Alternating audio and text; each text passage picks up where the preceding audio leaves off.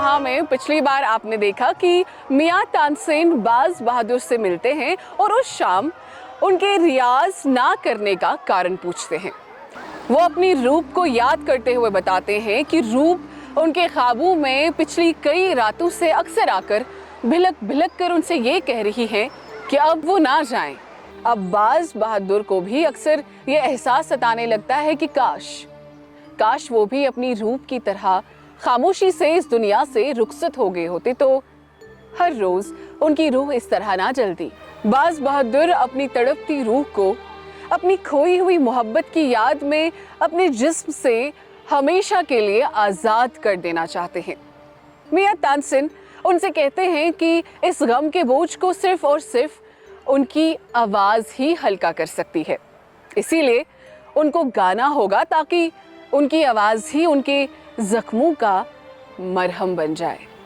मेहरू की नींद उसकी आंखों से बहुत दूर है। उसका दिल, उसकी हर सांस अभी तक शाम के लम्हों में कैद है। वक्त रुका सा लगता है, हर लम्हा रुका सा लगता है। जो मैं बंद करूं अपनी आंखें, दिल आज की शाम में उलझा सा लगता है।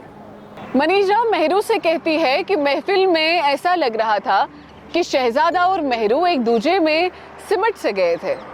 इसके अलावा हर बात जैसे बेमानी सी लग रही थी।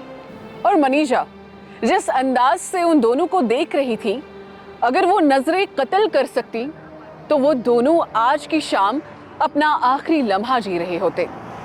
मनीषा इस बात का जिक्र अपनी माँ से करना चाहती है, लेकिन मेहरू उसे ऐसा करने से बिल्कुल मना कर देती है। बाज बहादुर की बातों का मियां तानसेन पर ऐसा असर होता है कि वो अपनी मोहब्बत की याद में खो जाते हैं। आंखों में हल्की सी नमी, चेहरे पर हल्की सी मुस्कुराहट भरा दर्द, उनके भी जख्मों से जैसे लहू टपकने लगता है। राजा मान सिंह अपने पिता श्री राजा भगवान दास के पास पहुंचते हैं। राजा भगवान दास अपने प्राण छोड़ने से पहले अपने पुत्र को देखने और मिलने के लिए व्याकुल हो रहे थे। बाप बेटे का मिलन होता है। राजा भगवान दास सुकून की सांस लेते हैं, मानो जैसे उनकी आखिरी ख्वाहिश ईश्वर ने स्वीकार कर ली हो। आइए नाजरीन, आगे देखते हैं नूरजहां में क्या होता है।